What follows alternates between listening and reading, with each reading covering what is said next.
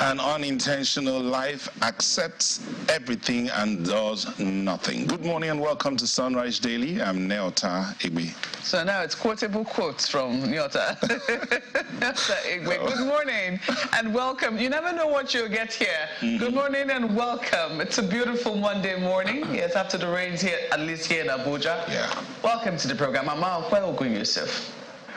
Now there's so much pressure now to come up with something. I've told him to write a book and not oppress anybody here.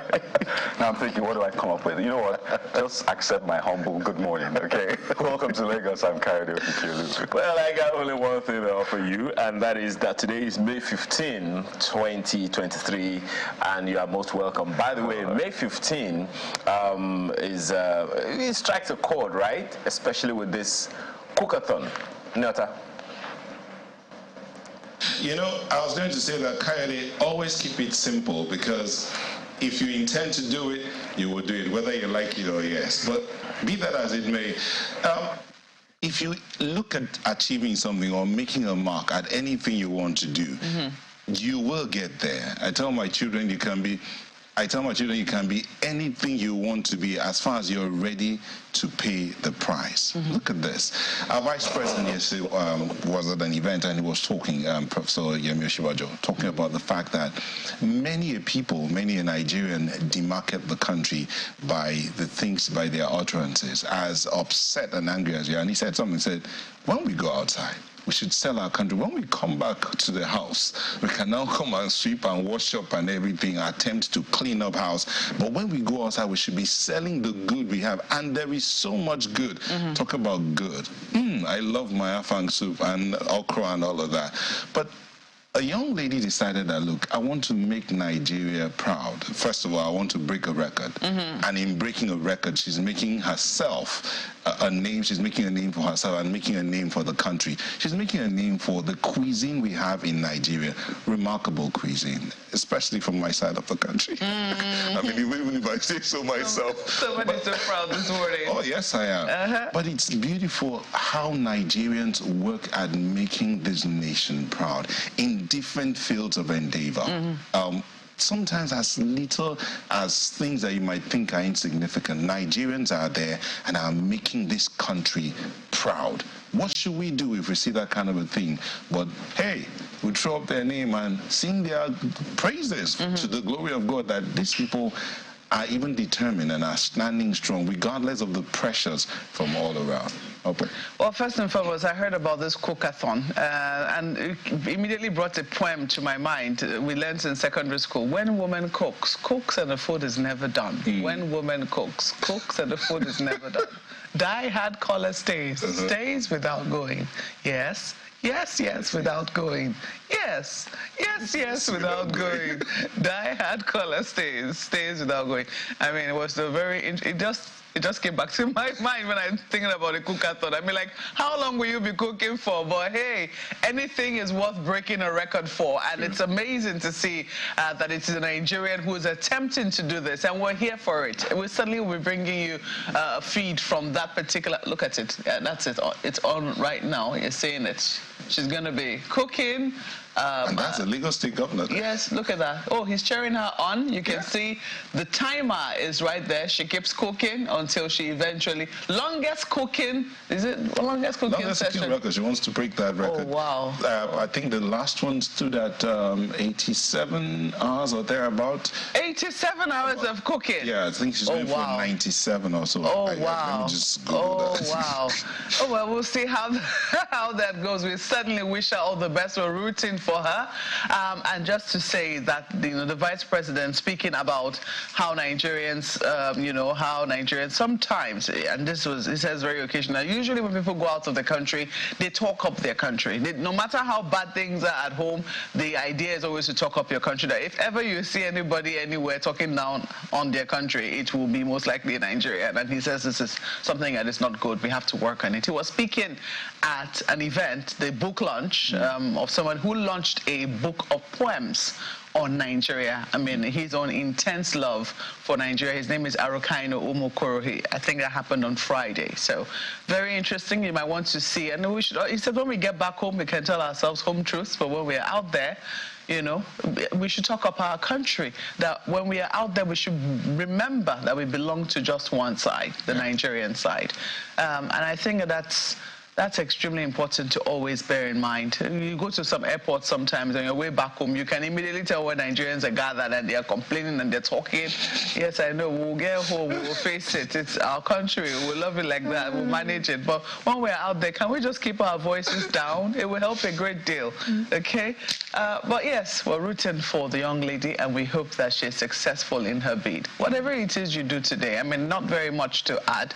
We hope that you're aiming for excellence. We're hoping that you're aiming to do your country proud, because at the end of the day, we all make up this country. If this young lady breaks the Guinness Book of World Records for the longest cooking, she would have done herself proud, and by extension, done the country proud. So whatever it is you do, we hope that you are aiming for excellence, because it is in your own excellent comportment that your own country is lifted. So not one for motivational talk, but I hope that that's something for you to reflect on today. Ayo and Coyote.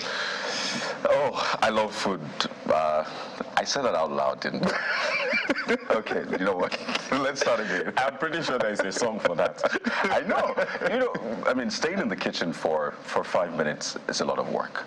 Staying in the kitchen for 10 minutes, for maybe an hour, kudos to you, but she's planning to do this for over 90 hours. The current record, when I checked earlier, was just about 87 hours, 45 minutes. Yeah. She's at 87 hours, 7 minutes now. So in just about 38 minutes, she will inch towards that record and break it. But she's even planning to go beyond, you know, the 7 hours. The timer, as you can see, she has 7 hours, 7 minutes to go. Right. There you see the live feed from the cook-a-thon, and you can see her stretch. Goodness, that is 4 days now. Stop. Jesus. I know. So, I mean, she has a long... But it's not a big deal. Martha can do it. I mean, it's not a big deal. Sure. Okay. You know, we'll just leave that for later. Okay. But really, I love the fact that a lot of Nigerians have gone to visit. One thing I noticed is the fact that, you know, politicians across the divide have, at least this is one thing they agree on, okay, the fact that there is that Nigerian spirit. Yes, the Nigerian spirits will always shine, you know, wherever it finds itself, but they are the barest minimum things that people need for this spirit to shine, even right here in Nigeria.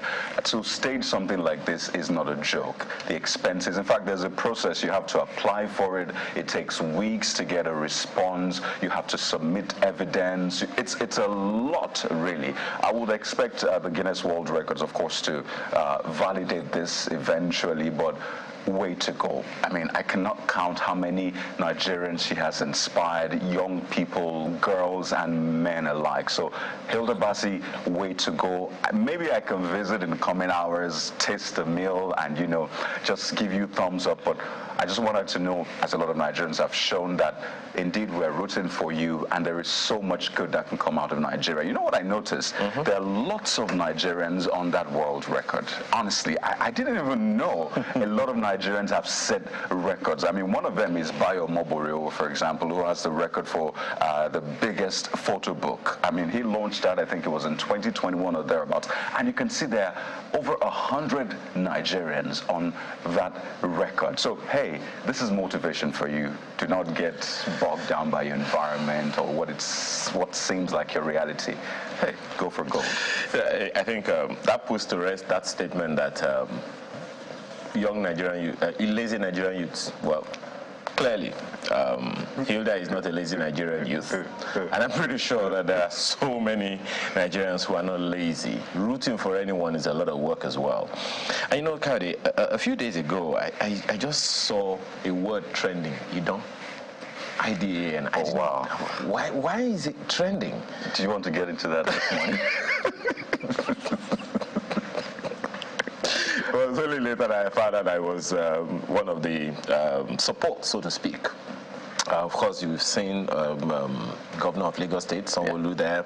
The Vice President spoke with her. So many celebrities. Tiwa Savage has been there. Eniolu has been there. Charles Okafor. So many. Spyro and the rest have been there. So many people have been there. And of course, we've had support from Peter Obi, from Atiku, from Asiwaju. And I think he's the one by Asiwaju that really, caught my attention, because I was why is it not trending?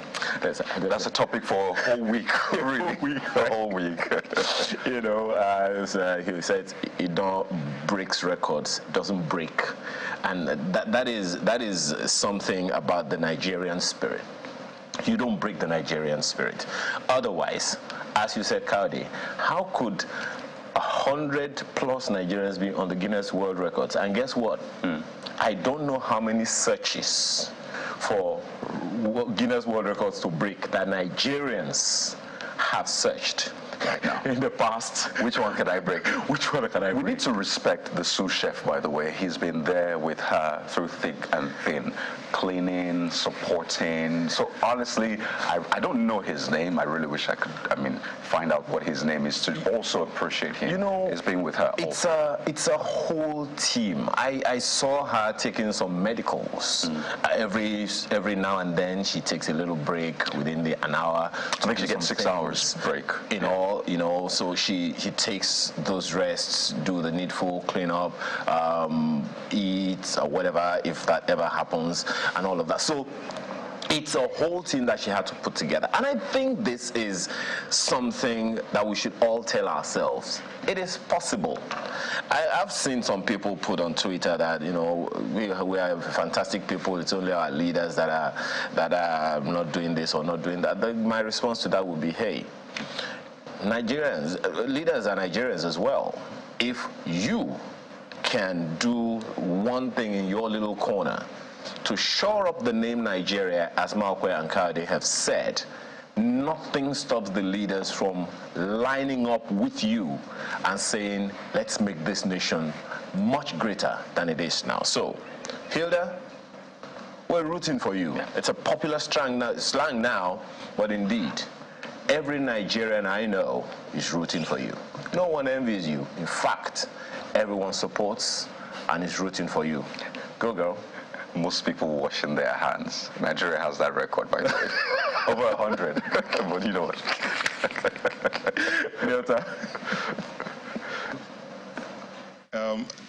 It's obvious that you don't spend too much time in the kitchen, but 5 minutes being hard work, you should talk to some people. But anyhow, Hilda Baci is doing a good job. Go girl, as my colleagues have already said. And indeed, Nigerians are out there who have broken records and who have made the Guinness Book of Records. And we do commend every other person who is doing all that they are doing to put us in the map and to make a name. Growing up, we used to hear that a good name is better than all the riches in the world. A name will get you to where you need to get to. So keep your name and keep pushing. Do not let what you cannot do stop you from what you can do. We'll be back in a moment to look at what the papers are saying. Don't go away. And starting out with a look at the papers with The Guardian.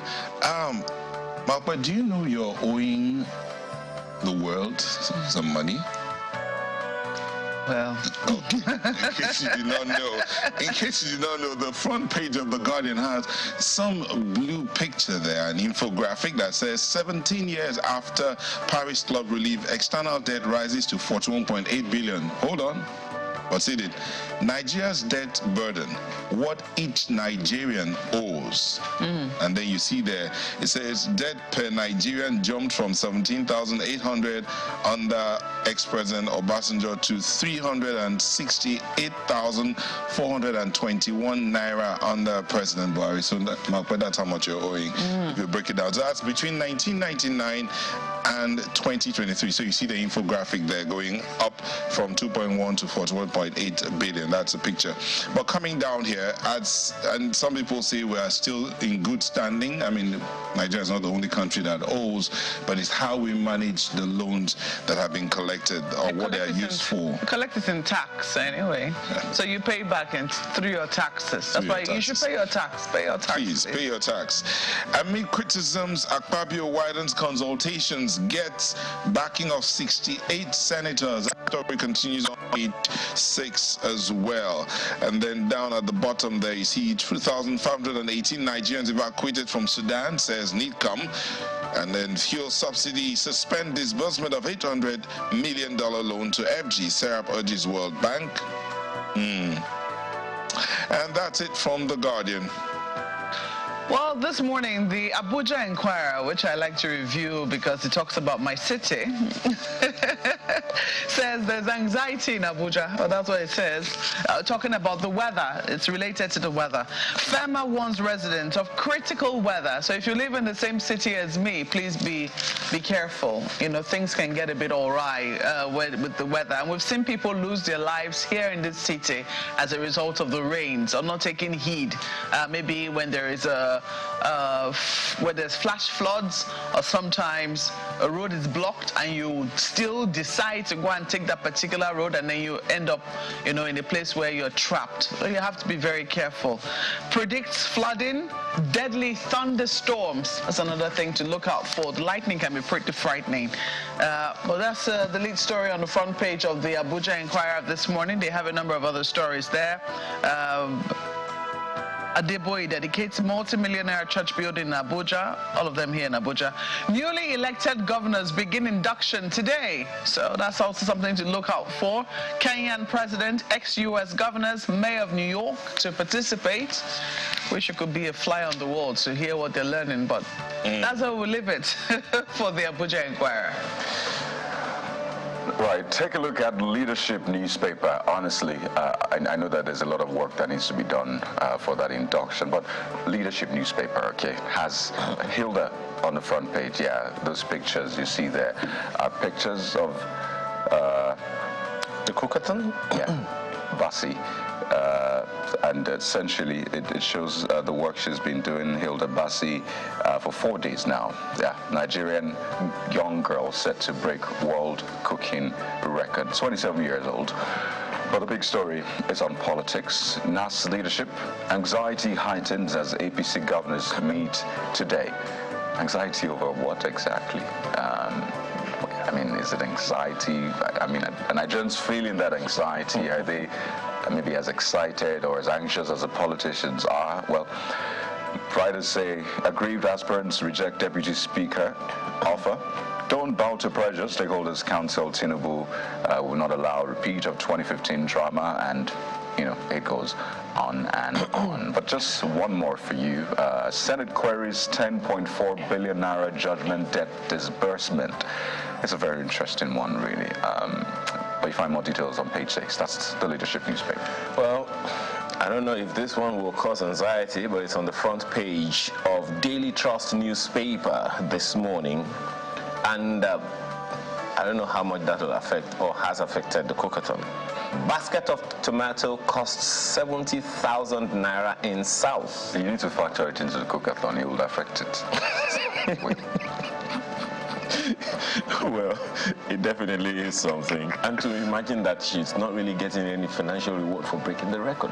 Well, there are other rewards that will surpass finance. Oh, so by the way, the cook-a-thon I meant is the whole Nigerian cook-a-thon. All of us are cooking almost at the same time. Yes. So I don't know why it affects all of us. I don't know why you don't like being in the kitchen. I didn't say I don't like being in the kitchen. I said being in the kitchen for 5 minutes is a lot of work. Oh, really? Yeah. I don't know about that. Don't judge me. It's too early. So that's it. Look at the riders. Prices tripled in Lagos, FCT, Kano, Rivers, Enugu, others. Housewives resort to paste, dried varieties. Farmers blame pest attacks and production costs. All of that packed on page 4 of the Daily Trust newspaper this morning. Is it true, Nelta and Malkwe, that the price of tomato has tripled in the FCT as well, because it has in Lagos. That's the Daily Trust newspaper today. Well, it's that time of the year, Nyota. I mean, you know when the price of tomato is going to go up. The moment it starts to rain. Exactly. And you haven't stocked up. Well, so sorry for you. This is what you'll be paying. It also says a lot about what we do with our farm produce. You know, we talked about it one time. Moving it from the farms into the marketplace. Indeed. And then preserving it is a big problem. So I'm about to find out whether it has gone up or not, because my own stock just ran out. And I can tell you it's going to be gold. That one I know. Yeah, well, we'll be fine at the end of the day. Let's go and look at what the Vanguard's saying. They are not talking about the price of tomatoes right now. They're talking about the 10th National Assembly. That's what the Vanguard's leading with. Shatima as South Governor, move to split opposition's ranks. Continues on page 5 with the riders. Parallel group meets today to endorse Abbas, APC Speaker designate. Dogua drops ambition. We've numbered to clean Senate presidency, Akpabio says. Party Supreme will vote Abbas, Kalu, Cross River members elect. G6 aspirants may present Betara as consensus candidate. Minority caucus to take decision on aspirants this week. All manner of, lobbying here and there, everybody moving from one camp to the other. But go to page 5 and read up more on that. Then above the nameplate, this story that broke over the weekend: assault policemen comb Seun Kuti's house shrine. That's on page 14. Interesting times, you might say. Come down a bit. Hardship, presidency, Anglican Archbishop trade words. Hardship. Go to page 11 and find out what that story is about. I mean, over the weekend we heard about how much some people were earning for hardship allowance. I guess that's the story, but you go find out exactly what it is. That's it from the Vanguard newspaper. I know.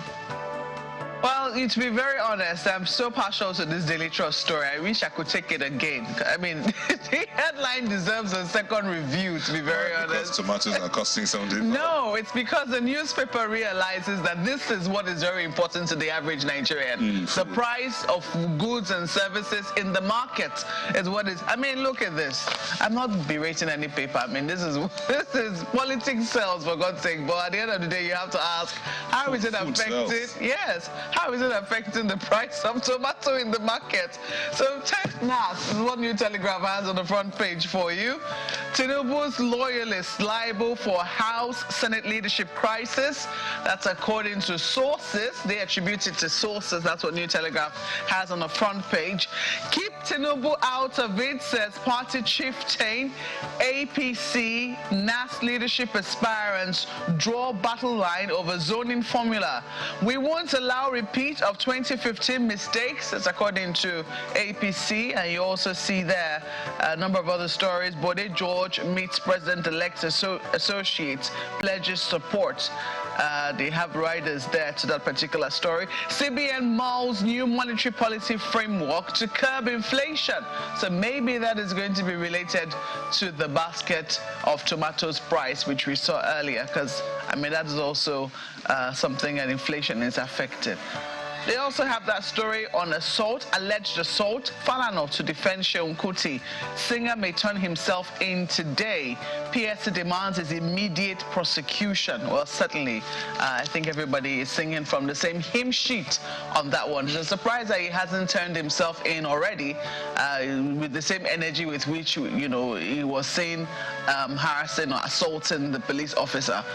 You know, when you do something like that, you should also be man enough to own up to it. If you've done wrong, face the law and maybe apologize. Who knows, maybe the law might be kind.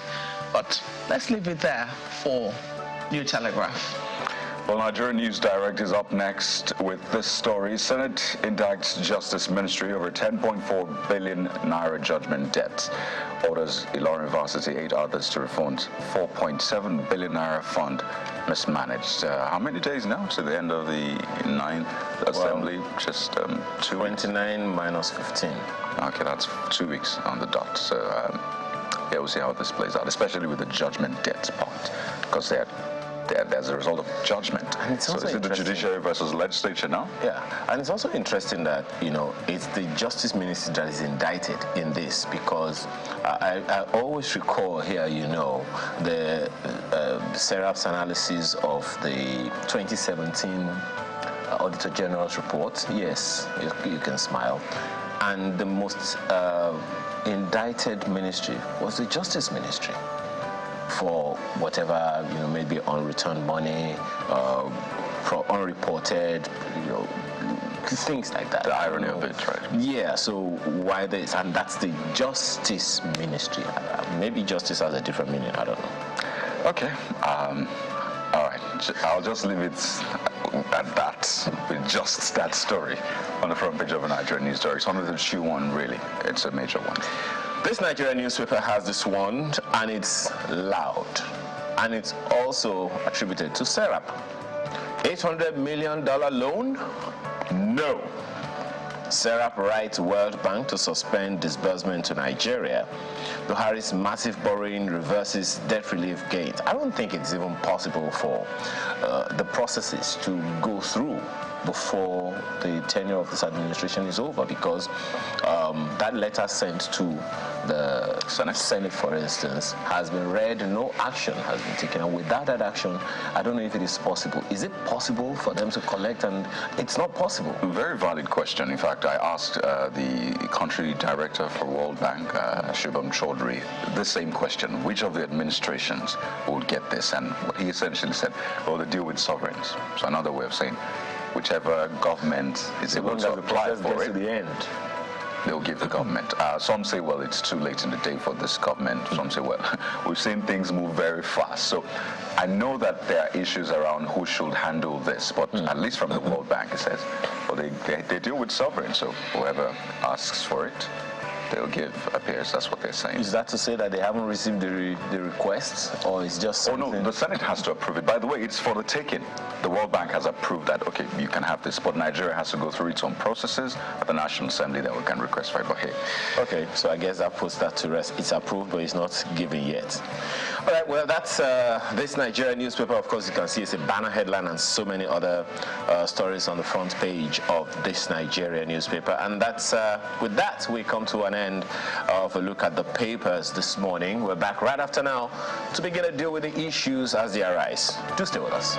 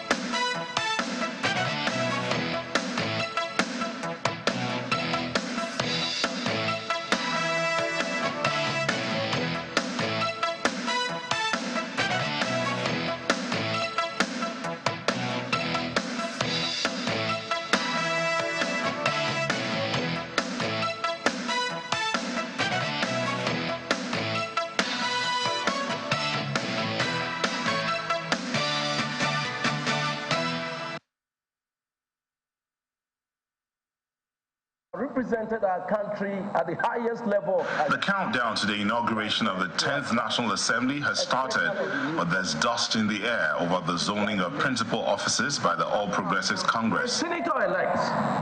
The people in this room have been part of the National Assembly under the umbrella of the Forum of Former National Assembly members from the South-South zone. They come to register their opposition to the micro-zoning of these principal offices.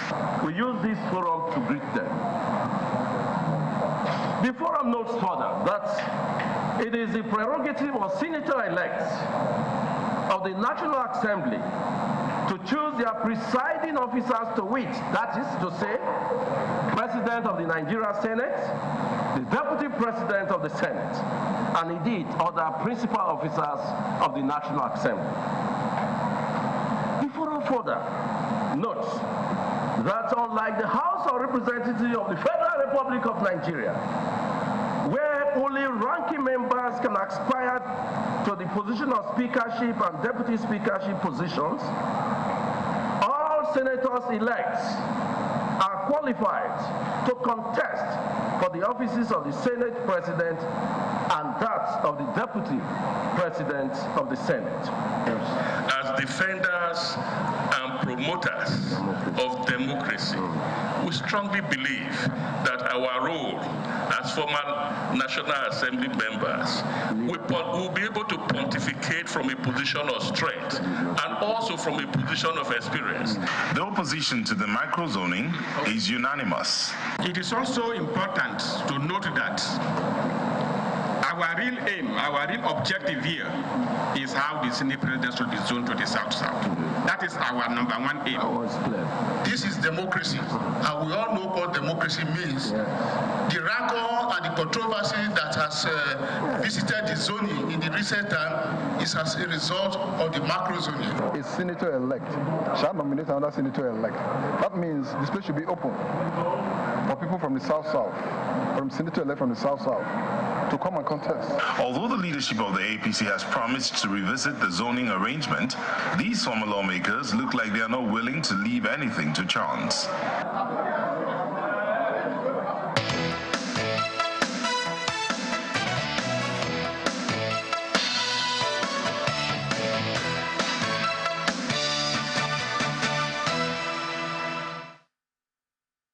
Well, that's also on the lineup for this morning, but right now let's talk about something that's going to end with another beginning in 2 weeks, because the Muhammadu Buhari administration will come to an end with the swearing in of a new government. So, but you know, the conversation is still ongoing as to how well this administration performed, what were the promises made, how far so far.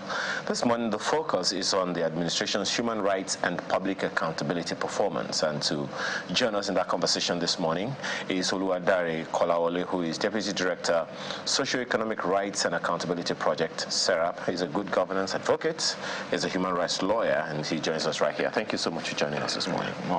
Let's begin with that we saw on the front page of This Nigeria, which is a report of your communication to the World Bank about the proposed $800 million loan, which, according to Kari, of course, with a conversation with the World Bank representative in Nigeria, has been approved, but has not been given. What exactly informed that letter? Yeah, thank you very much. So I'm happy that, according to Coyote, that the said loan is yet to be disbursed. It's approved.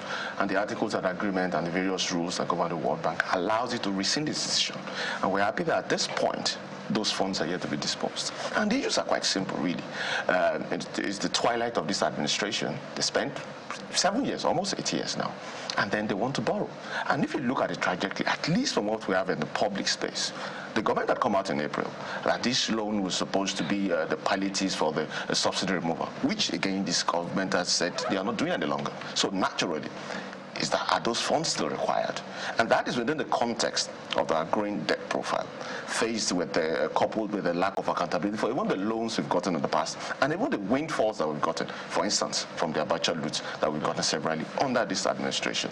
And that is why we've taken that step to ensure that if at all this loan is going to be disbursed, Nigerians have the right to know, to understand what it's being used for. And really, there is no basis for that loan at the present. But the same government is saying now that those funds will be used to pay millions of Nigerians 5,000 per month to lift them out of poverty. So the question is, what has the government been doing for 8 years? The MBS report mentions how millions of Nigerians are still living in poverty. It's just not, it's not adding up, so to speak.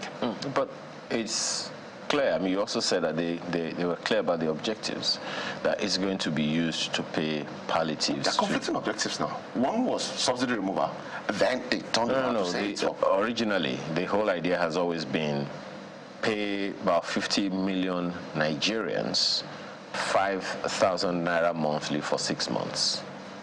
you know, that was, you don't think it's that data that supports that payment that has been done in the past has lifted any Nigerian out of poverty. And really, one needs to not be a professor in economics to understand. If you pay such amount every month, the growing level of inflation around the goods that they need, power, electricity, education, health, of course, going to take all this up. It is just, if you ask me, this is just another way to ensure that this money is possibly end up in the wrong pocket. We've not gotten accountability for the ones who got in the past. Why should every Nigerian owe again? I saw the news reports this morning. Guardian is attributing more than 300,000 naira to every Nigerian for that owed. And then it's going to rise again. For what purposes? Really, it doesn't stand to reason. Well, the World Bank, in that conversation I had with the country director, says they have, you know, rules as to how funds like this will be dispersed. So they're not just given the funds, they'll ensure that they follow through with how the funds are dispersed. Because I know it's a major talking point, how will these funds be dispersed? But this is a situation the government finds itself in. If subsidies are removed by June, I mean, there's a 2023 budget already, and it captures subsidy up until June.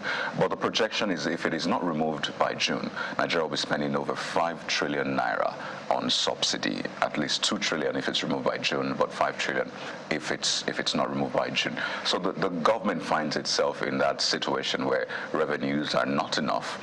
Even if the World Bank does not give Nigeria the loan, Nigeria will still have to try to find the money from somewhere else, at least to sort the budget. So are you saying that this government should not be the one taking the loan, it should be the next government, or we should not take this loan altogether? The answer is very simple.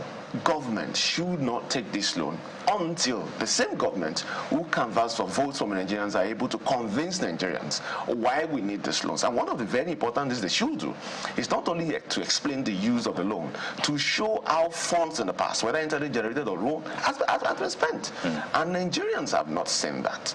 And the laws are quite clear, including the articles of agreement of the World Bank, as to what binds the World Bank, how those funds are to spend, our fiscal responsibility, for instance, about how those funds should be spent.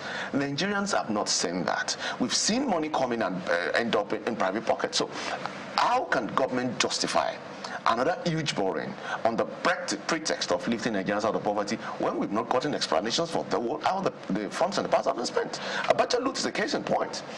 Billions of dollars have come in. How have they been spent? So is that to say you're not satisfied with the assurance the government gave over time that they were all diverted into infrastructure? Of course. Serap is not satisfied, and I dare say most Nigerians are not, because it is a very core function of government to explain to Nigerians. And I say this as part of the electoral process. They do come to Nigerians, they make promises, they give data, they speak. So it means they understand that aspect of their job. But when they come into offices, they still need to convince Nigerians why they need to take every step. I'm sorry, Gowdy, I punctuated your line of questioning, but to that, perhaps the issue here is not whether or not government is accountable to people. Perhaps the issue is whether or not people believe that government is accountable, because from time to time we always hear, okay, this is what we are doing with this, that's what we're doing with that. Is it a problem of conviction or a problem of not reporting at all? I would say it's a challenge of experience, and experience trumps knowledge, really, because people have seen they've experienced government for years, since 1999 at least, in case in point, and for the past 8 years they have experienced this administration. We've had of budgets every year, huge amounts of money. We've seen deficit. We understand the same story with every government. But it's not translating to anything. It's the same story we've heard since 1999. Exactly. So people have the right to demand to know how these funds have been spent. For instance, look at the budgetary allocation for this year, 2023 budget.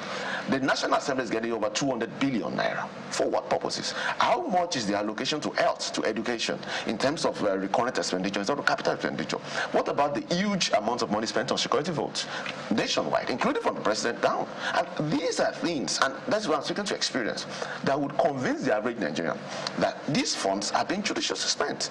But that is not seen. And even when organizations like Serap ask questions, we do not get answers. We end up in court. We have more than 25 cases in court based on the freedom of information request. And what does it mean? It means we are simply asking government questions that we have a right to ask as citizens, and we do not get answers. And we have the Attorney General defending these cases in court. What it simply means is that government is in court defending an action why they should not give citizen information, and now funds and other administrative steps have been taken.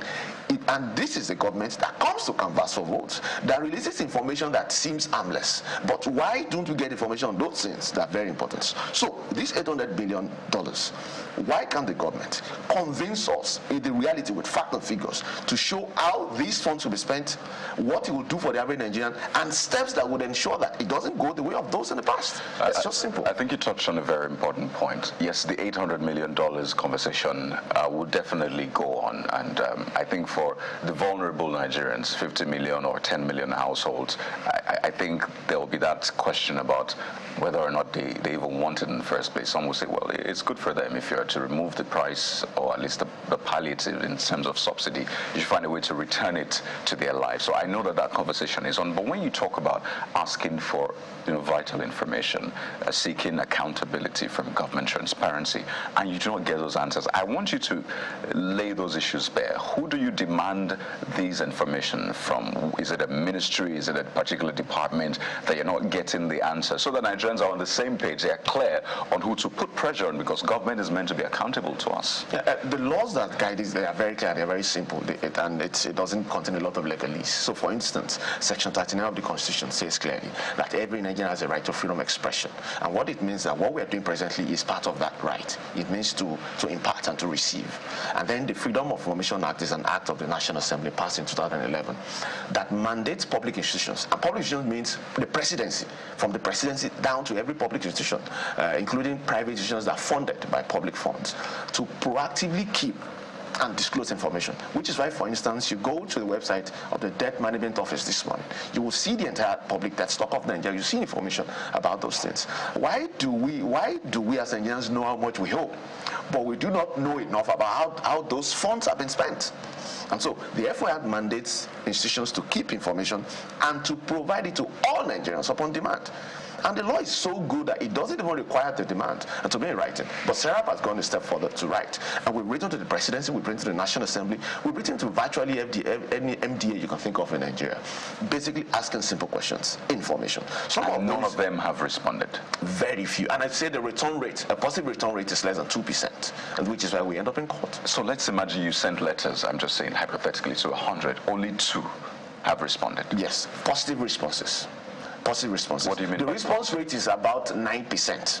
A response can be, we are not giving you, we don't have it, it's with another MDA, and then the positive response will be providing the information source, including a part of it. And so that is what is at 2%. But so you're saying that 91% do not respond at all? Yes. And really, we shouldn't be surprised. We've seen the Auditor General annually reel out reports indicting MDAs of government for not opening their books and accounting for how much they spent.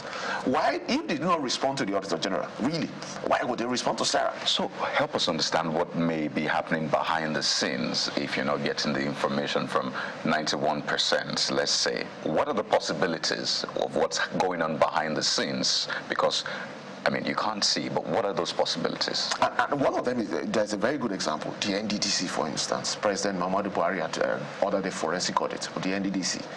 That wouldn't have happened if, for instance, there are accountability mechanisms that ensures that citizens can demand information and know. And what was the outcome? Even though the report hasn't been published, that the NDDC has more than 300 accounts, according to the report. Shouldn't that have been discovered earlier?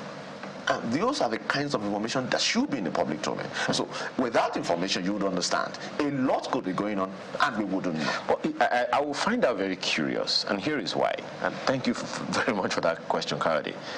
Because it is the responsibility of the National Assembly, at least 2 committees, one in the Senate, one in the House of Representatives, to perform these oversights and ensure that these information that you're asking for are given, to ensure accountability of the ministries, departments, and agencies. So essentially you're saying if the federal government's ministries, departments, and agencies, which the Budget Office DG put at more than 1,400 in all, if they are not doing what they're supposed to do, making information available, it means that the National Assembly themselves are indicted because they are supposed to perform these functions. They're supposed to make sure that they give this information. Isn't that so? We have a case against the National Assembly presently in court, another FOI request.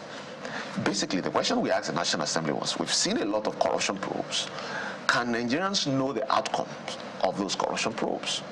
We didn't get a response, and we're in court. And you would think that is very simple. That has no financial consequence, so to speak. We simply ask the question, can you give us details of how many corruption proofs have been instituted by the National Assembly, the processes taken and the outcomes? Who has been indicted? Which steps have been taken on it? We didn't get a response. And so those are the challenges we are facing for the constitutional right that's been granted to Nigerians to know and to have information. So what they do with that information is not the government. Essentially, you're saying that this government is not accountable. Of course, that's what it by means. Percentage, I mean, you give a percentage of it. By the response rate to Serap's FY request, and that is one. The second is the amount of public information in the public domain. So I'm giving you an example of the DMO. You see the number of deaths, but really that's not enough. It's very interesting because there's this fact sheet of the government's achievement from when it came into power, and I'm sure you've seen. There's actually a fact sheet. It chronicles some of those things, and open transparency is one of the key points there. Open government partnership, for example, saying that the president, pledged that Nigeria will join the open government partnership, and in 2016, Nigeria became the 70th country to join open government. I've been to that. There's this website where you can actually get some of the details. At some point it was down. I've not gone back to check it, but these are some of the things that the government speaks about. Asset recovery, for example, the PACAC and all of that. So for this government, it actually speaks highly of itself when it comes to accountability, transparency. But you know what? My colleague Mawbe has questions for you. Imagine Neil Tatu. Over to you guys. Well, we're still keeping tabs on the cook-a-thon going on, which you can follow up, on YouTube, and you can also see right here on. I think we just have about 2 minutes left to the breaking of that record. So just to, put that out there. But let me quickly come back to the conversation we're having. Oh, yes, indeed, you can see that. I mean, her spirits are still up. But let's take a look at let's take a look at some of the visuals that we're seeing right there. People are still cheering her up, rooting for her, pushing for her. A few minutes more right now to the breaking of the world record. Hear the song. I think she's broken the record.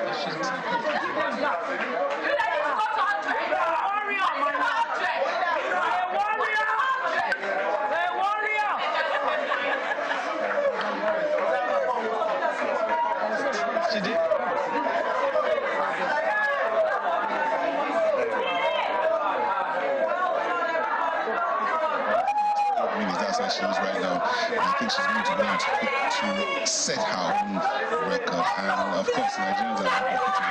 Look at the amazing thing. While this was happening, there were people outside, under the rain, dancing, celebrating, and of course the Nigerian spirit's there. See, Nigerians just love Nigerians. Indeed, we do. Nigerians just love Nigeria. Our fan clubs can be the biggest, the noisiest. Yes. And if you listen to a football match being played, you know when Nigerians are in the stadium, yes. You cannot miss their fan club. And guess what? And Hilda certainly has some on in her all of side. that, Yeah. if you go through the crowd there is no from north, south, there's no north, south, east, or west in that space. Indeed. What you have in there amongst the people out there hooting for Hilda Baci are people who are Nigerians. Indeed. Not Yoruba, not Igbo, not Hausa, not Efik, not Ibibio, not Yako. It's Nigerians that are there, not Egu. Not. It's Nigerians that are there hooting for that young lady who has broken the world record. And of course, as they'll say, the Guinness Book of Records will have to validate this, and then hopefully we'll be there to see the presentation of that plaque to say she has broken the record for the longest cooking hours in history. Indeed. I mean, as the VP said earlier, we'll push forward our own, but right now we're telling ourselves some home truths, and the home truth is that we need some more accountability. We're coming back to the studio now. We're coming back to the conversation we're having with Mr. Kolawole on accountability and what exactly is happening with the loans which the federal government is proposing to take. What have they done in the past, and what would they do in the future? So let's come back to this conversation now. I'm going to be drawing on the earlier questions asked about that proposed $800 million loan, which the federal government is intending to take from the World Bank, which was initially planned to cushion the effect of the removal of subsidy. We've since been told that the new administration will come and remove, or they're going to leave that decision to the new administration to decide. But people are still asking questions, why then are you still going ahead with getting the $800 million loan? Right now, as we know it, the National Assembly has now received a request for approval from the executive arm of government. It's now before the National Assembly to give this approval. We have been following up on that discussion here for you. And I want to know what our guest here, Mr. Oluwadare Kolawole, thinks about, disbursement. At the end of the day, some people will say that when you sometimes give a loan, you sometimes want to see how the loan which you've given is being used. Do you think that the World Bank will be willing to give out a loan if it is not certain that the loan is going to be used for the purpose for which it was intended? Thank you very much, Mokwe. The World Bank's role in this is different from what the citizens' own point of view will be. And that is why you see, from the news report we saw on Guardian this morning, for instance, he has signed over 300,000 to each Nigerian. None of that was assigned to World Bank. This would affect us, whether positively or negatively. And that is why we Nigerians are asking the hard questions in this instance. And for Serap, this is very contextual. We have experienced this. We are presently in court over 2 FY requests to this same administration about how the social protection program funds have been spent and the various loans that have been gotten in the past. If we did not get a response to those questions and the information is not available in the public domain, how are we sure that these loans, these $800 million will be spent accountably and transparency for the benefit of Nigerians? And to answer your question simply, yes, the World Bank, they do have an obligation under the Articles of Agreement, that's Article 3, that allows them to ensure that the funds are spent for the purposes for which they are disbursed. And that includes, that is majorly for reconstruction and development. And that is contextual, really. While the Nigerian government could have made various could have told the World Bank a lot of things about how the funds will be used. We, the Nigerian people who will benefit or suffer the consequences, we hold the highest stake, and we should ask questions that we're asking presently. Okay, well, I did also speak with a few other members of civil society on Friday, had a conversation with them on this, and one of them was of the view that perhaps we should hold a public hearing. Do you think that would help with the level of, especially now that the request for approval is now before the National Assembly, do you think that would help in any way, holding a public hearing before that approval is granted, if it will be granted? I cannot think of any circumstances where this has happened in the past, but it is not a bad thing entirely. Understanding the various mechanisms. But the president, the executive, the National Assembly, they add the legislature, they make the laws, they approve in this instance such a request for loans. And it is all designed as part of the checks and balances to ensure that power is not absolute in one arm of government. So it would not be out of place if that should happen. But primarily, because at the public hearing, Nigerians will be asking the hard questions. Why can't we ask the executive, and in this instance, the president, since he's the one making the request, to justify to Nigerians, not the National Assembly, why this loan needs to be taken, and as part of that is to justify how the ones in the past have been spent, and that goes to the various issues of governance, including even the cost of running the State House and all that, and that is why I dare say that the executive have not been forthcoming with information on governance, particularly when it comes to our financial obligations and spending. Yes, sir. You know, your age organization continues to push for accountability, and you mentioned a couple of times how you're still in court over the FOI, asking government to account for the way they spend some of the monies that have already been taken. But if you look at, I mean, there's been a list, I have a list here of about 20 achievements of this current administration, and one of those things is the Infrastructure Corporation of Nigeria that was set up to look at the provision of infrastructure across the country, and the government prides itself in carrying on the biggest infrastructure project in the history of Nigeria. Yet you still argue that they've not done enough in terms of accountability for the monies that have been, the loans that have been taken and monies generated. What else do you want the government to do? Delivering on outcomes of governance is a totally different concept from the process of governance itself. And accountability speaks to the process. Of course, we know that affects the outcome ultimately, but the processes. So it is not enough, for instance, for a government to say that we have done bridges or built roads or built schools. How much did it cost? How can we relate that to the budget? And then this speaks to the allocation in the budget cycle. What is recurrent, what is capital expenditure? So perhaps, and perhaps what we are getting as infrastructure pales in comparison to what goes on as recurrent expenditure, mostly to public officers. And that speaks to security vote and pension.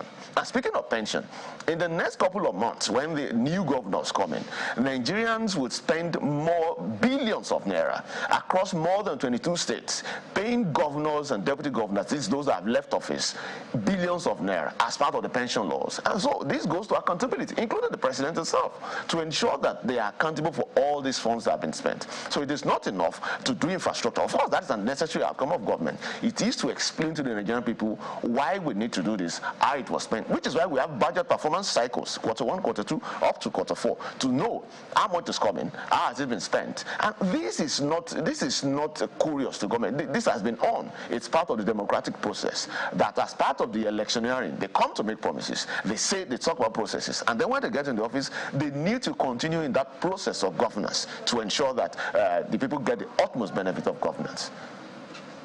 Okay, so that bit about getting the utmost benefits of governance, let's look at the cost as against expenses.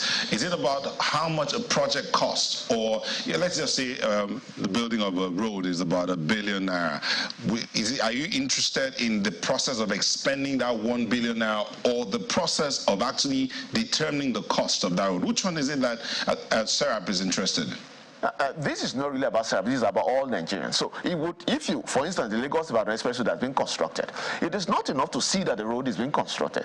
How much was being constructed for? What is the process? And this is not, again, this is part of the processes of the law, which is why the Public Procurement Act has various processes when it comes to expenditure. Who is getting what, when, and how? Is there a bidding process? How much was it? Is the person who get the highest bid, did he get the job? And so these are the kind of questions that goes into the process. And all all these, they are put into this governance process to ensure that corruption is at the barest minimum and the people get the utmost benefits of governance, which is what governance is about, ultimately, really. So it's not about the cost, it is about the process, while knowing that the process, of course, naturally influences the cost. Well, one of the other issues that we should really mention is that of human rights. Thankfully, you are a human rights lawyer. Well, of course, that's not to say that we've exhausted all the questions on public accountability, because that really is a thing. But then, even in terms of human rights, accountability is an issue as well. I'm almost certain that, I mean, in that list of fact checks that you saw, because I also saw the same thing, I'm almost certain we will find some human rights pat on the back by the federal government, because the AGF already, cited the example of the Apple 6 and said, look, federal government did this, and it's the first government in Nigeria to be that responsive in terms of human rights and all of that. Of course, coming up with a 6-point or action plan of something like that, in terms of human rights. Is that something significant for you? Of course, but we've been talking about human rights all along, because access to information is a right derivable from the freedom of expression. So we cannot remove this, and that is why in law, those human rights are contiguous. They influence one another. You cannot take away somebody's right to freedom of expression and say you're enabling to the right to life. It is combined, it is interwoven. So freedom of expression is a right. So what you're simply talking about is another aspect of human rights. For instance, you're talking about the right to life and all those things, and freedom from torture and all that as provided in Chapter 4 of the Constitution. But with a government that has not provided a good socio-economic environment for citizens to thrive, that itself is an abuse of human rights. And that is why it is not enough to get loans in this instance and spend them. You need to explain. So if the loans are well used to build hospitals, for instance, that would further your right to life. The same way you don't want law enforcement agencies to treat you badly or to kill you or unjustifiably. Also, if the government provides amenities, then maybe, perhaps, instances of cholera will go down. People do not have to die. So these rights are interwoven. So we do not have to focus on the right to law enforcement agencies as in looking at those rights. They are holistic. And that is why scoring this administration's performance on human rights, it's abysmally low. And particularly when you look at the freedom of information, which you say is tied to freedom of expression, right? And which other particular rights are you speaking to for this government?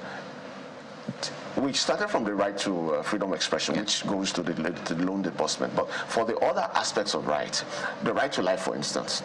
So when you look at socio-economic rights, which is why they are very important and they're inserted in Chapter 2 of the Constitution, but they are also tied to Chapter 4, which is the part that is justiciable. Without that enabling environment for people to thrive, you really cannot enjoy those other rights. For instance, it's a right in the Constitution that you have the right to own property in any part of Nigeria. Without a good economy, you can't even afford to have money to even rent a house. How much more own property? Which is why those rights are contiguous and they link to each other. So the Nigerian government has this primary duty, which is why the Constitution is very clear, that the primary role of government is security and the welfare of the people.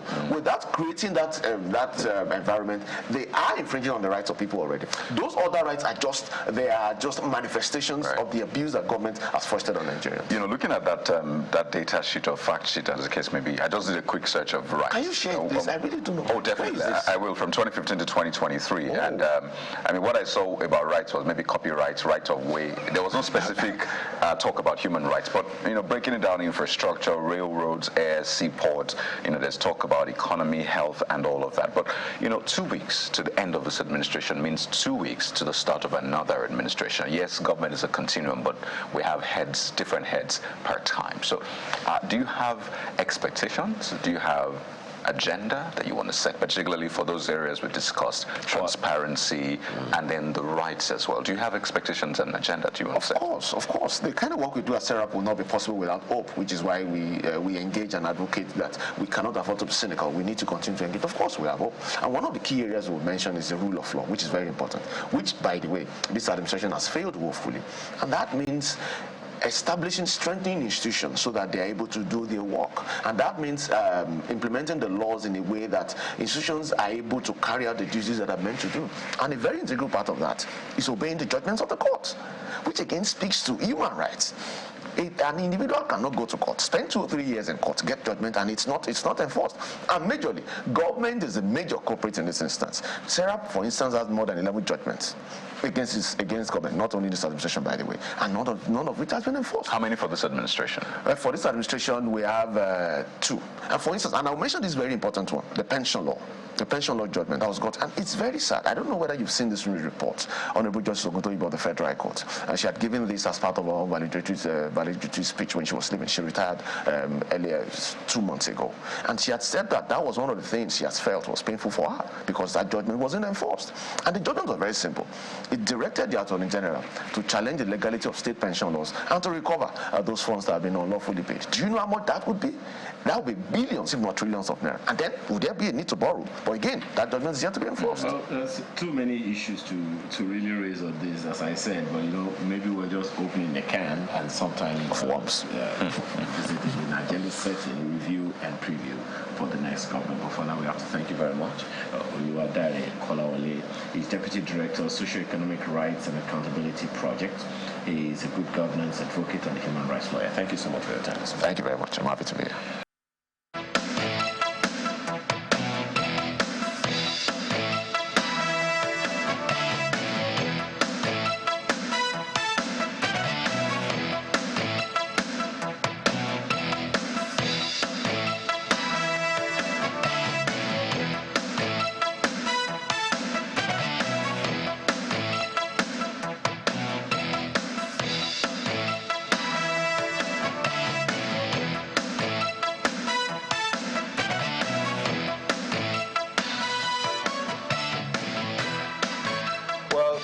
Thank you for staying with us.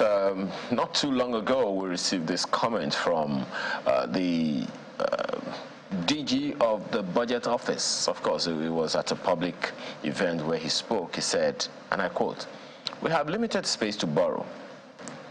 When you take how much you can generate in terms of revenue and what you can reasonably borrow, that establishes the size of the budget. The next thing would be to pay attention to the government's priority regarding what project gets what." End of quote. That's from Ben Akabuze, who is DG of the Budget Office. Well, let's have a conversation around this this morning with Mr. Paul Alaje, who is a senior economist at the SPM Professionals. He's a fellow International Management Consultants Board, USA. He's also a fellow Institute of Economists in Nigeria. Thank you so much for joining us this morning, Mr. Alaje. Well, thank you so much for having me. How does that statement from the DG of the Budget Office come across to you?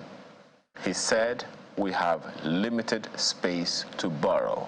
Is that something that is coming afresh, or you think it's an update?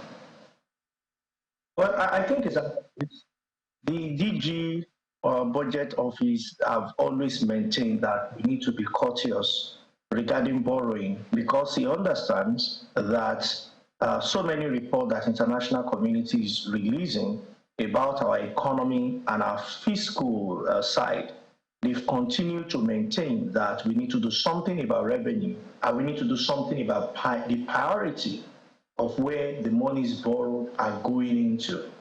But what we see today is that the impact of debt on the economy continue to reduce year in, year out, even though government have maintained consistency in borrowing. But what happens to the impact is the economy growing at par, or the expectation in terms of what the borrowing is doing in the economy. It's a different thing entirely.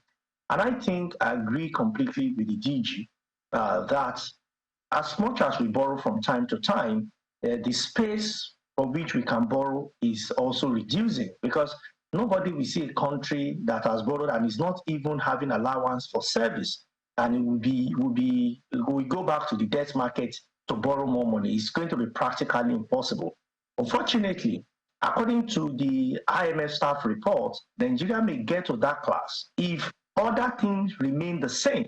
If other things remain the same by 2026, but we may need to borrow to service our debt. So it's a critical situation we may find ourselves if we don't do something very urgently and very quickly.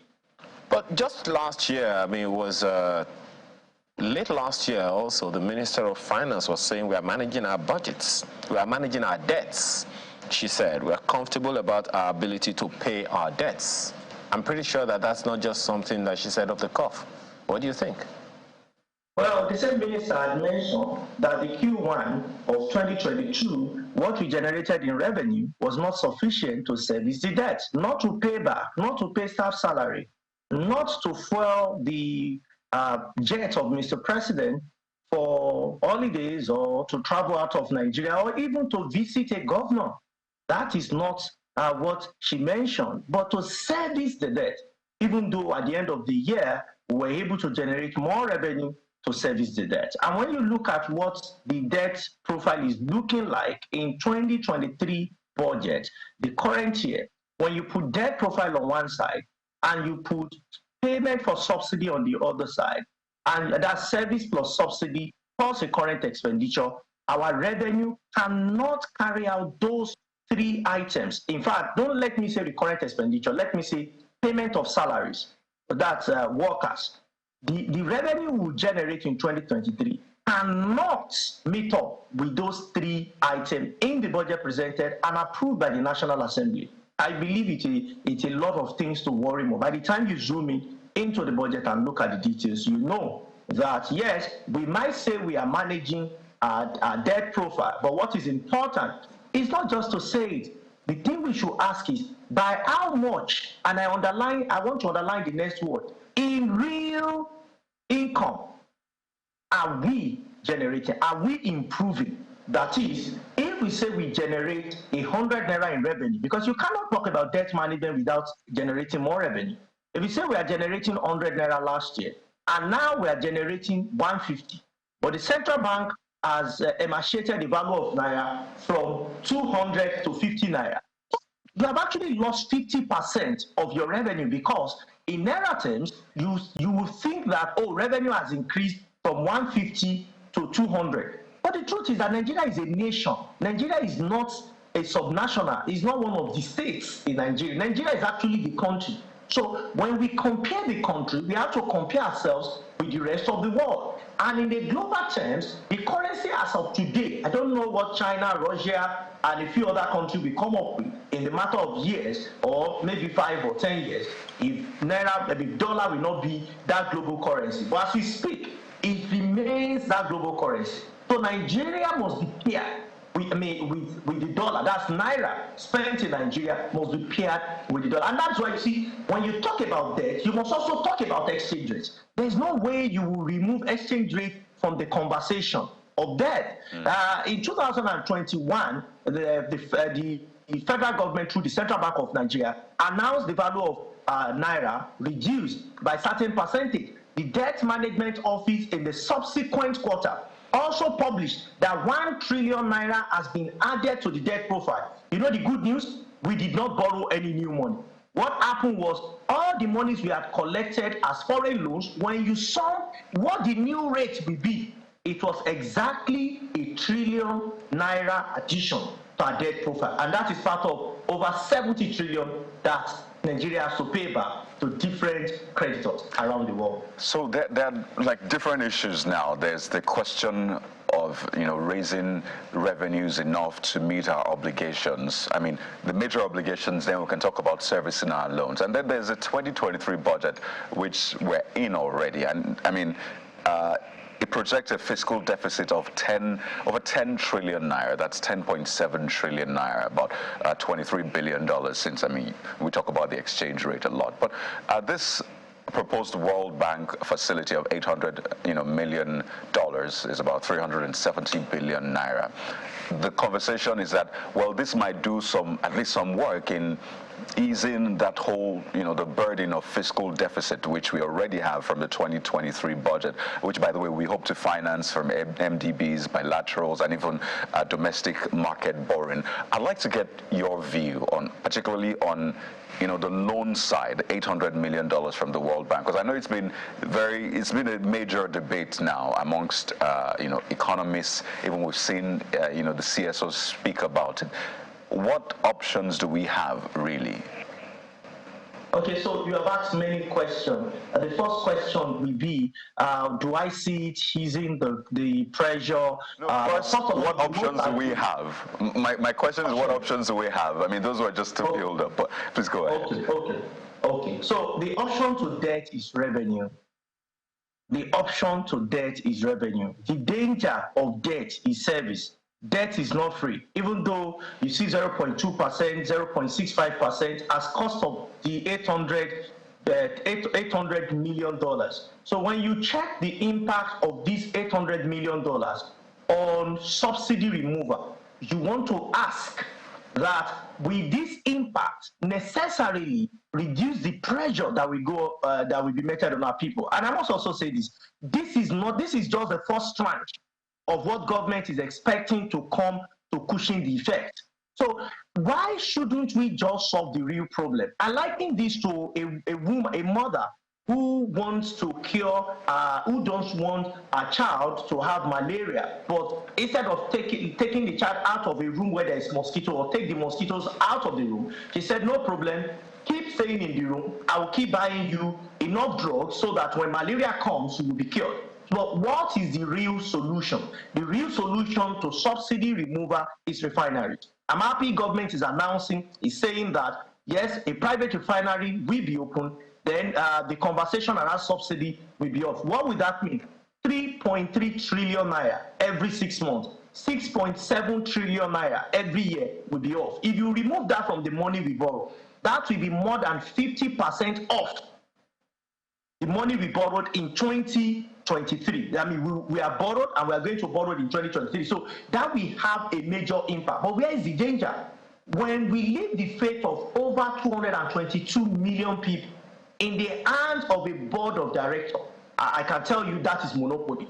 I don't think that is what the country should do. I think to give hope to our nation, we need to also give out those 4 refineries that we have held on so closely as government, but we've not been able to perform in terms of output to our people. Private sector is interested in output, government is interested in availability, Nigeria is interested in the supply side.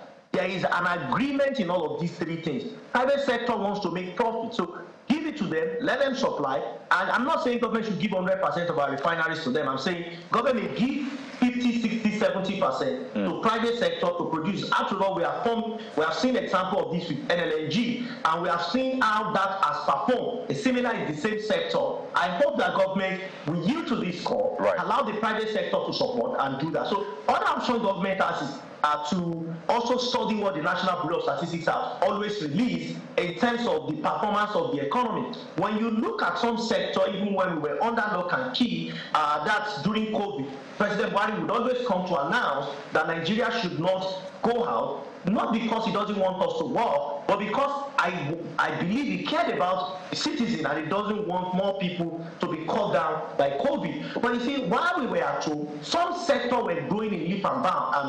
Until date, the National Bureau of Statistics continue to report high growth for that sector.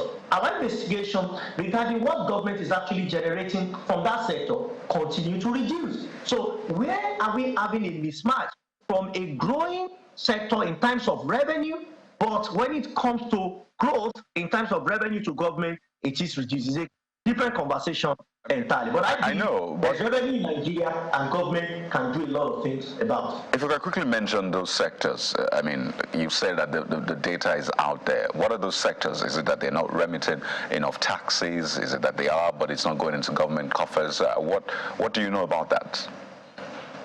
Well, I don't think that government can collect what it does not know how to collect.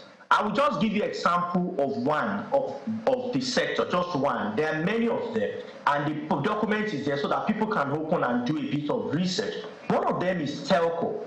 And when I say telco, people are quick to think it's going to be maybe the network provider. Those are not the way guys. That is why people don't sit with the document and read them. And I also don't want to call the name of any organization on national television. I don't think it would be fair on them. But you see, government will need technology to access how much these organizations truly make. So more revenue will come to government. It's not by asking Mr. ABC to pay more in taxes. We have seen what government did with the VAT. Yes, he has tried a bit, but has he really reduced the significant impact that is projected through the research and development department of various government agencies regarding regarding reduction in government revenue? I doubt. Even though he has done some things, but I don't think it's as significant as government was expecting. But when you look at telco sector, and I'm saying look beyond the network provider, you need to look at other subsector within that telecom sector. Government has a capacity of generating nearly $1 trillion extra from that sector alone, nearly $1 trillion extra from that sector alone. But how do government determine what the revenue of these organizations, all of them, have?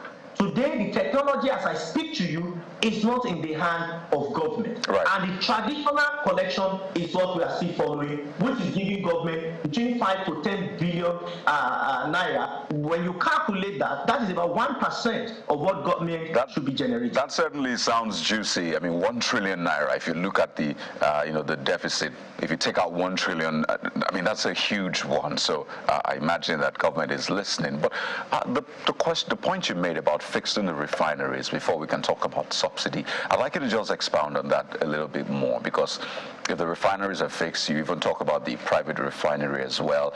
I mean, the price of crude is in dollars. I mean, the whole process is priced in dollars because the equipment and all of that, it's essentially an international business. So are you saying that if refineries work, subsidies can be removed and then, I mean, what happens? Nigerians will have to pay. I remember the World Bank saying Nigerians will have to pay more, essentially. Or you're asking that if the refineries are fixed, government should still continue to subsidize. What exactly do you propose in that line?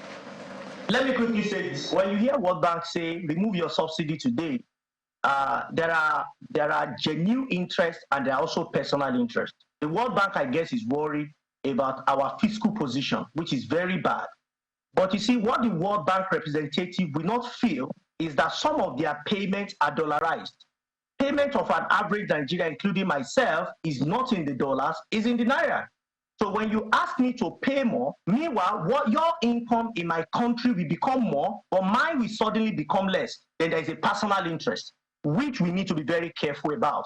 We need to understand that this economy has not grown with the rate at which inflation, poverty, and so many other things has grown in the country. So if we truly love this nation, we need to look at what are we paying for in terms of subsidy. And this is what I've advised a lot of persons, and I've also put it there in the media, in the print media, for people to go and pick a copy and read about. In 2015, exchange rate official window was 199.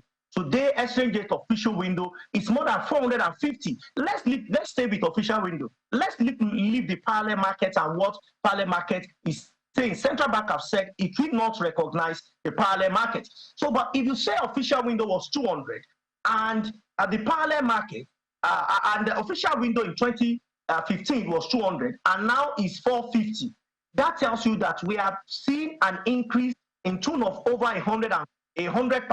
Maybe 125 or I think 125 or thereabouts. So if you stay with 125 and you remove the difference, that means if you have made policy that has made our currency to be consistent, that is, our export has improved, that is, some of the things central bank is doing has been complemented by fiscal and trade authority, RT200. If there has been a compliment coming from other sides of government in terms of support, then Nigeria would have had a lot of influence. Then central bank can further defend the naira. But that is not what we have.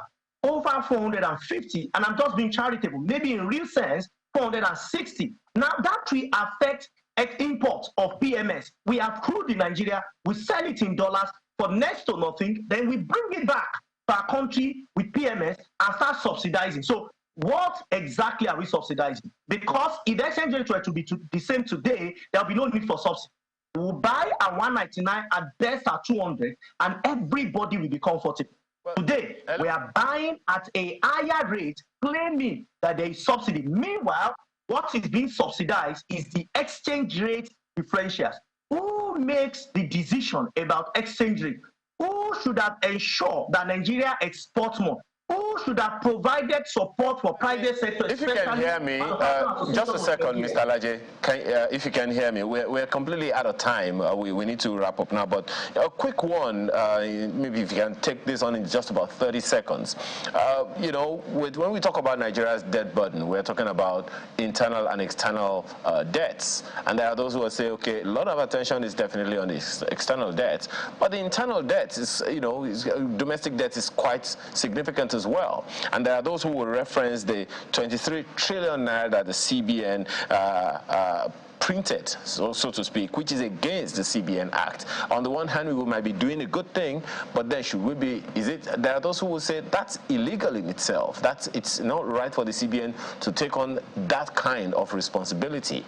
How do you think that should be addressed? Doing the right thing or going about it against the law? Well, I must tell you, there's nothing good about that. That has 89% negative impact on the economy. It's a fresh research we just conducted. 89% negative impact on the economy. If the debt management of the office had not run to National Assembly for reshaping that loan, I mean the interest on it, I tell you, it would have meant that every blessed year we'll be paying back not between 3 to 4 trillion naira. And it doesn't mean that we are even paying something really reasonable now. About 9% of 23 trillion, effectively you are paying 1 trillion naira every year as cost of borrowing, even with the way the government have said it should be rescheduled. Mr. Laje, I apologize. My sincere apologies. I apologize for starting that off, but I think it sounds to me like you are essentially saying it's another task that the next administration has to take on, because whether we like it or not, these things have to be cleared, and it's not just a job for the executive. The legislature has a role to play as well. We have to thank you very much, Mr. Paul Alaje, senior economist, SPM Professionals, fellow International Management Consultants Board USA, and fellow Institute of Economists in Nigeria. Thank you so much for your time, and we most certainly will have you again. Thank you so much, Father. Well, there's more after this break we're about to take now. What happens in the next assembly? That's up when we return. Please stay with us. Because contestants for the speakership position of the 10th National Assembly from the All Progressives Congress stormed the national headquarters of the party for a crucial meeting with the party's National Working Committee. And that is where the language... They are led to the meeting by the Deputy Speaker of the House of Representatives, and the issue on their mind is the zoning arrangement for the seat of the Speaker. What makes you think that what you have done will stand the test of time? I don't know if it's going political lineage. I think I'm a better person in terms of leaders of Aswaji family because I came under AC from 2007 until when we had the merger. I've served you as deputy leader of the House. I'm now serving you as deputy speaker of the House of Representatives. If you are going to do anything, what makes you think that we're not qualified? We are not against our leaders, but if we should sit down and say, okay, sit among yourself and pick somebody you know you can work with, it's easy. It's easy. But the person the speaker is trying to even pick, there are some of our colleagues in the same assembly that even don't know him, sir.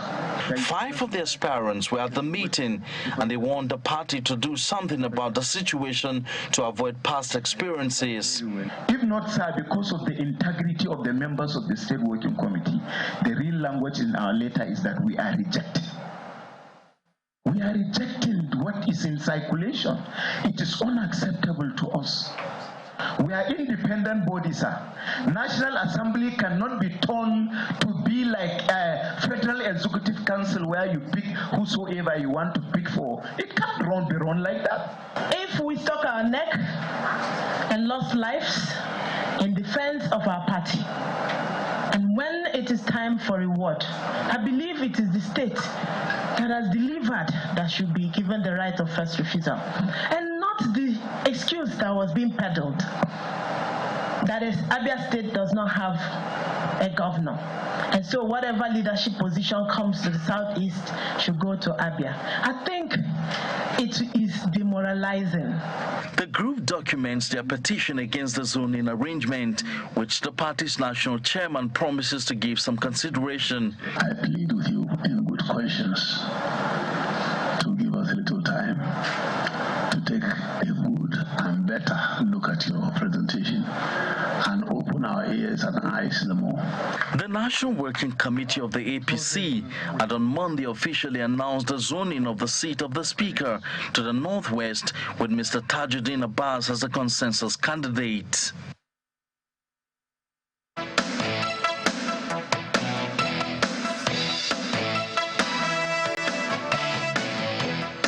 And that's where we're focusing on this conversation about the leadership of the National Assembly. Of course, there's still reactions to the decision of the All Progressives Congress to have the offices, the principal offices, micro-zoned, that's what they call it, micro-zoned to certain people, but zoned to the certain regions, which they all agree with, but then there's the micro-zoning to certain people and names pushed out that they are all reacting to. And to help us in today's conversation, we have Eze Nwachukwu, who's a newly elected member of the House of Representatives, representing Ebonyi Ohaoku Federal Constituency in Ebonyi State.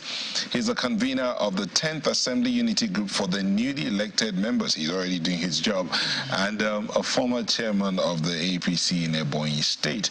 We had also expected to have here in the studio Honorable Abdul Oro, who is a member of the Forum of Former National Assembly South Caucus, Parliamentary Directorate Secretary, APC Presidential Campaign Council, but he couldn't make it to the studio. Let's start with you, Honorable Eze.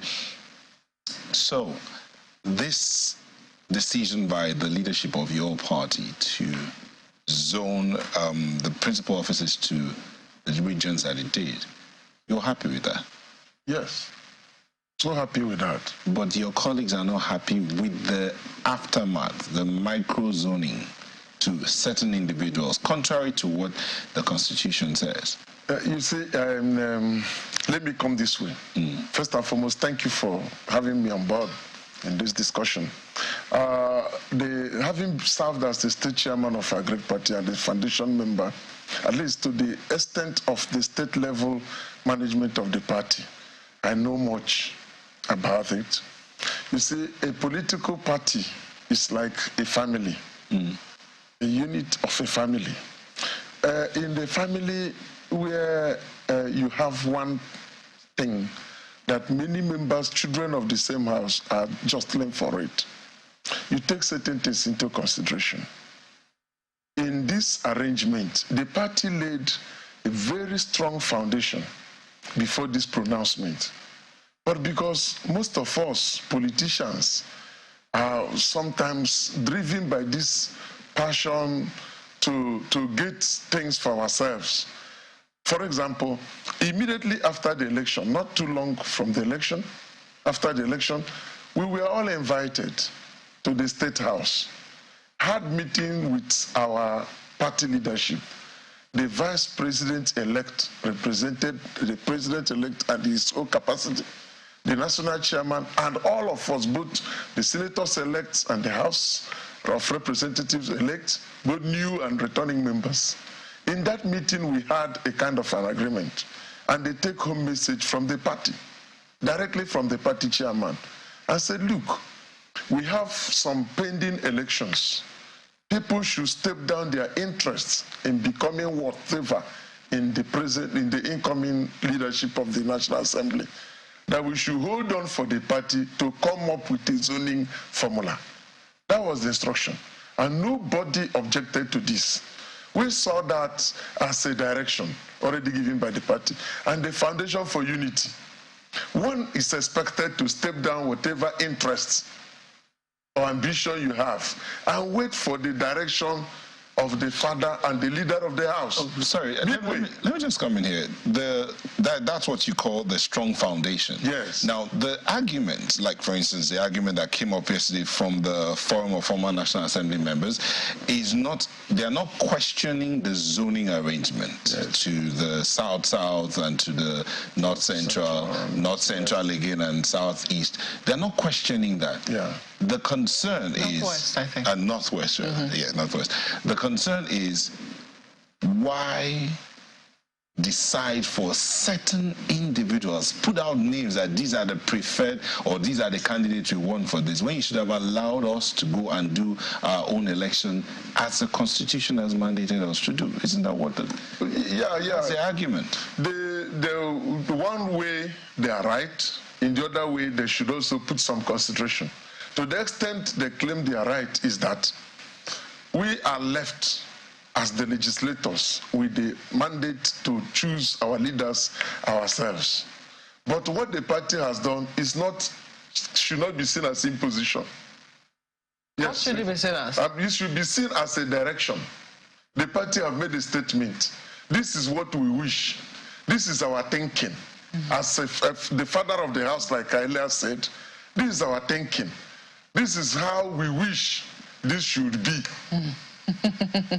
Do you know that? Because eventually, it's not going to end with what the party have said. We're still going to vote. Let me relent. I mean, I really wish that, you know, this is supposed to be English, it is a direction. English language. You say it is a direction. Not imposition. Not imposition. The party says, when you come to this zone, these are our preferred candidate. We wish. The party chairman will not be there. The party did not say these are. I mean, if you go to, for instance, yesterday, people in the South-South zone, where the Senate presidency has interestingly been zoned to, you would have thought that, oh, they would actually be holding a meeting in support of the candidate. Instead, what they were complaining about is the micro-zoning of the position to an individual. That's what their complaint. So the party did not say, oh, we've zoned it to this particular region, these are our possible candidates. That's not what the party has done.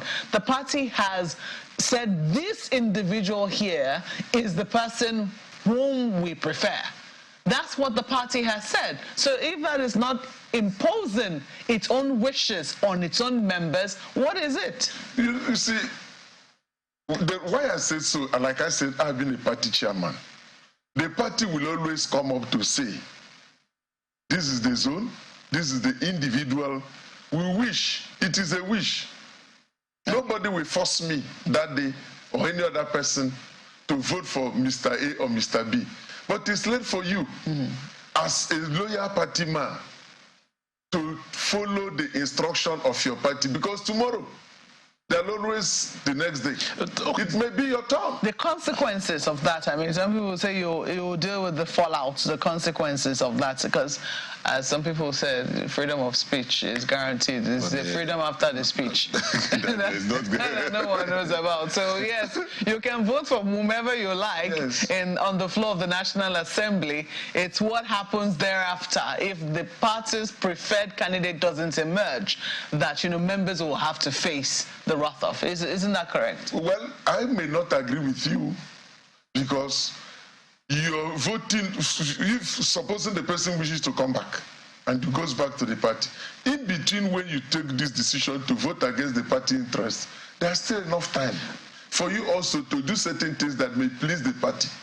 But then we forget whatever you think you may have done. However, for me as an individual and as a party man, the head of the family, the father, the leader, when he says something, there must be reason behind what they have said. So maybe from the track records of the people, I have not been in the National Assembly. This is my first time. I do not know so much about. But you have midwife people who have gone into the National Assembly. So you understand. The question then is, you're going into the National Assembly, or you're going to the Assembly, whether national or state assembly, because you're from the state. You're going in there to represent not the party. You're going there to represent a constituency that has different parties represented, right? But you went there to a platform. You remember, you went there on a platform to represent your people. There must be a platform. And in that platform, most of these people, just a minute, most of these people enjoyed the blessing of the party during the primaries, one way or the other.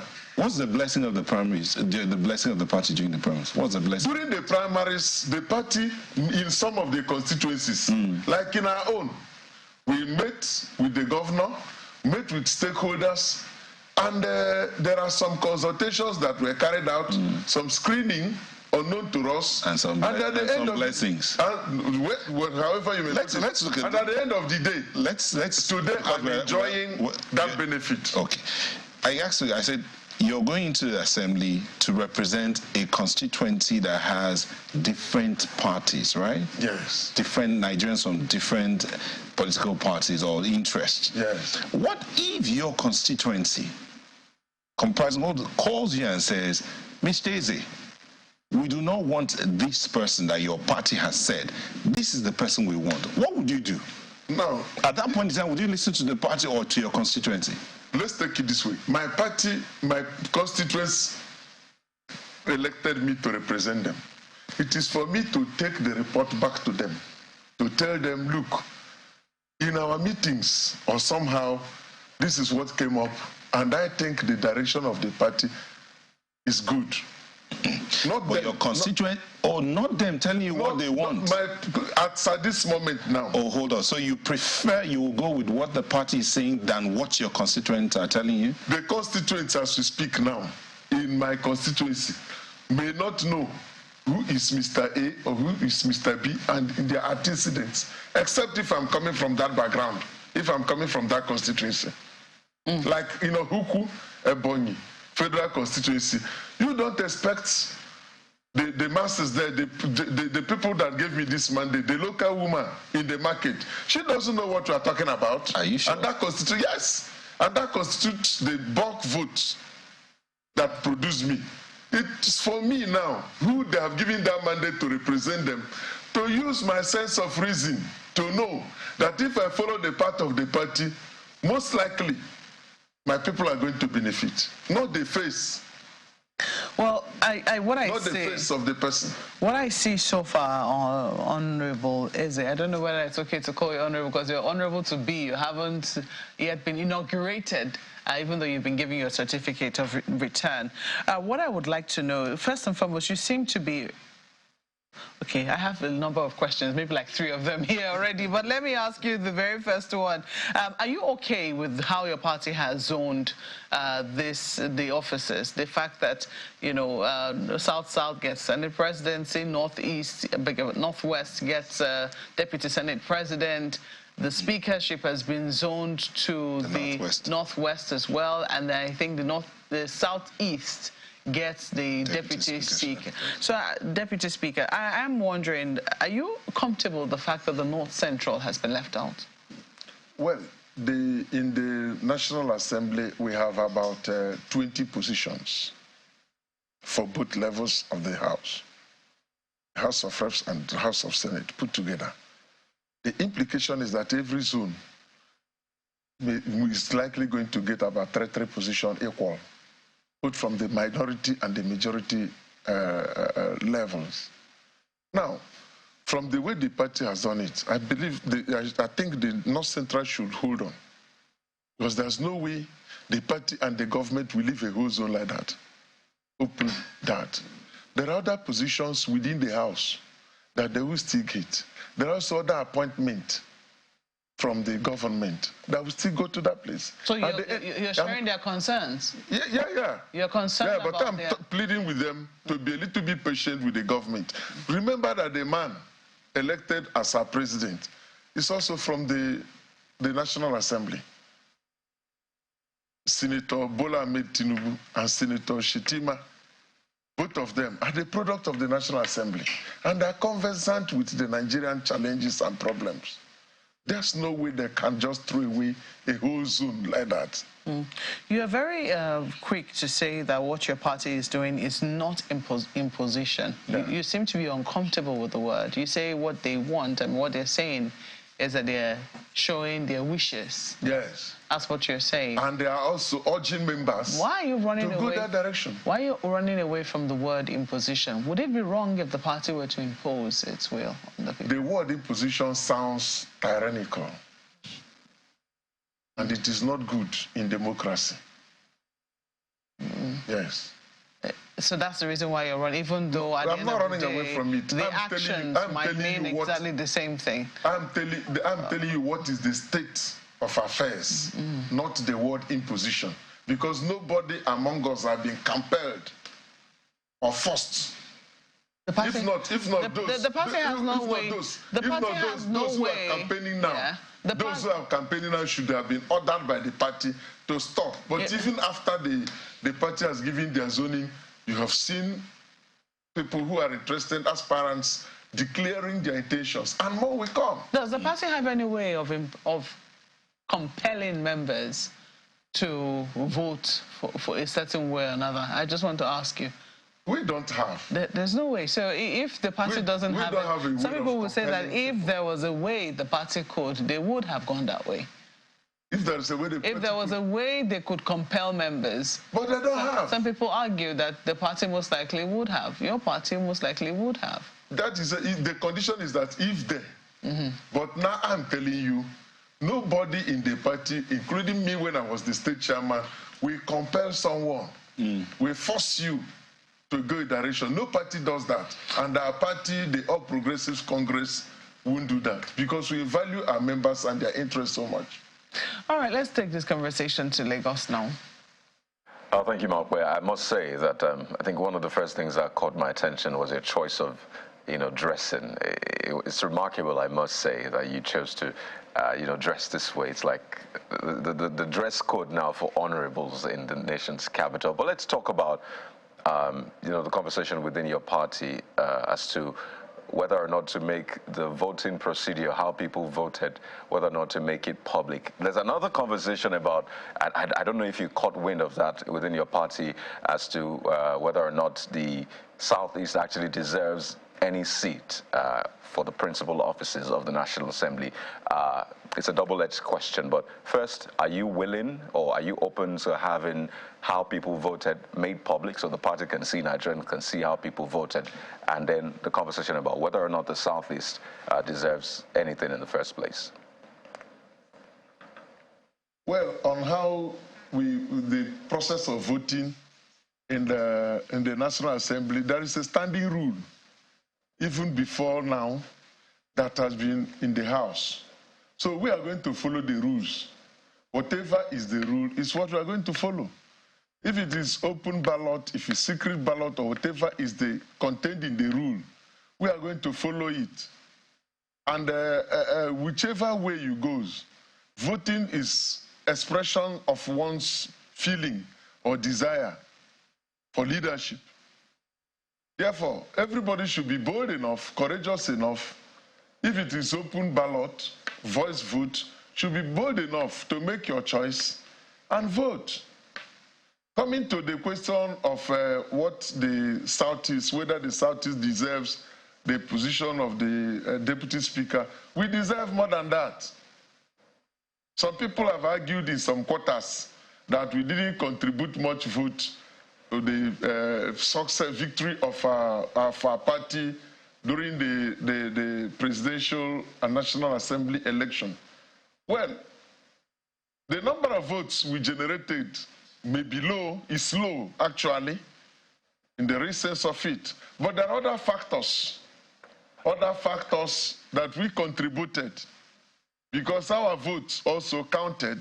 Two, we also did our best to stop some magic and rigging other parties planned to do, like the PDP, the Labour Party, and other parties. We did our best to ensure that it was not perfected.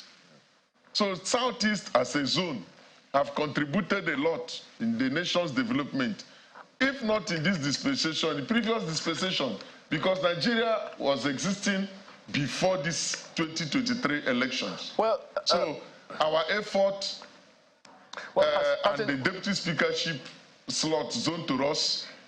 Yeah, yes.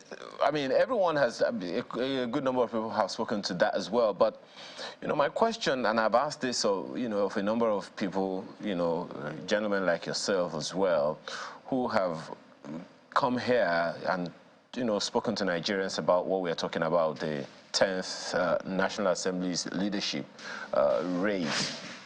Of how much significance would you, as a first-time legislator, say that this whole zoning arrangement for the leadership of the National Assembly how much significance does it have to governance? How much impact will zoning a role or a leadership position to any region have on the governance or representation or the dividends of democracy that will come to that region? Is there any significance to you? Is there any impact of that on the region that is so represented? It's my brother, it has so much impact. First and foremost, the zoning solves a lot of problems, especially in this dispensation. This immediate election has, you and Nigerians all know that it has further divided us. So zoning will ensure equitable distribution of positions to zones. And in doing so, every zone will have a sense of belonging. Every zone we feel remembered. Every zone we have some people to hold accountable. Those the representatives will do their best to project the government and the party in a good light within their zones and ensure that democratic dividends goes to their zone. So the impact is innumerable. It is the best so far that has happened. Mr. Tete, the 10th Assembly is going to be inaugurated in a few weeks. It's June 13, if I read that correctly. What will be the first thing amongst you who's you already convened a group, unity group for the newly elected members? What will be the first thing that you will be targeting in terms of bills that you're going to be proposing, for instance? What will be the first bill that you and your group are going to sponsor to see Nigeria move forward? Well, bills come up from different angles. For example, going to the National Assembly, we are going to support to represent your people. Yes. Did you have any bills, any areas you're thinking you're going to push out there so that government can get it together and get it right, legally backing for the people? Yes. In my zone, in my area, my constituency, for example, and my own local government, we have this long age war between my people and the Agela people.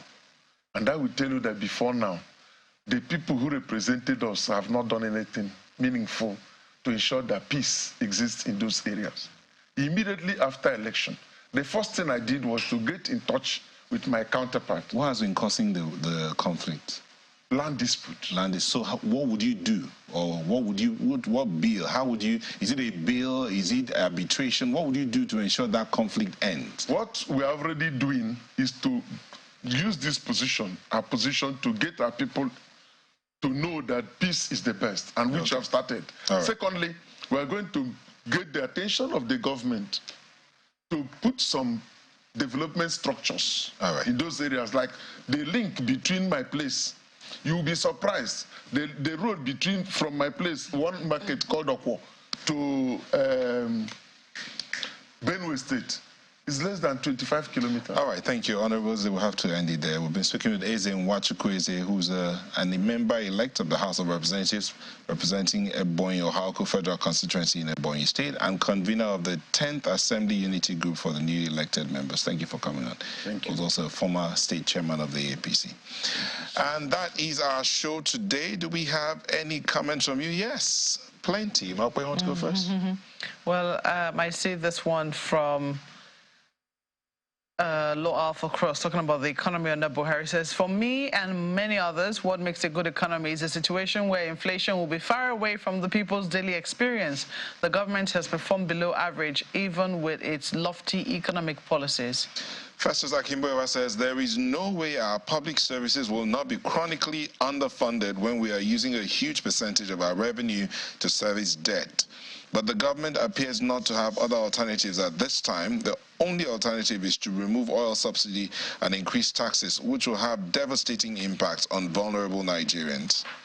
We got this one from Prof. Imonica Enakena saying, next government must revisit the Orosoy report that tends to advise the government on shedding a recurrent expenditure by cutting the duplication of government ministries and agencies, cut the bloating of political appointments, prune the civil service, and the payment of dubitable and disputable fuel subsidy, which is sculpting 70% of our income. Well, you may not see my own comment on the screen, but it's official.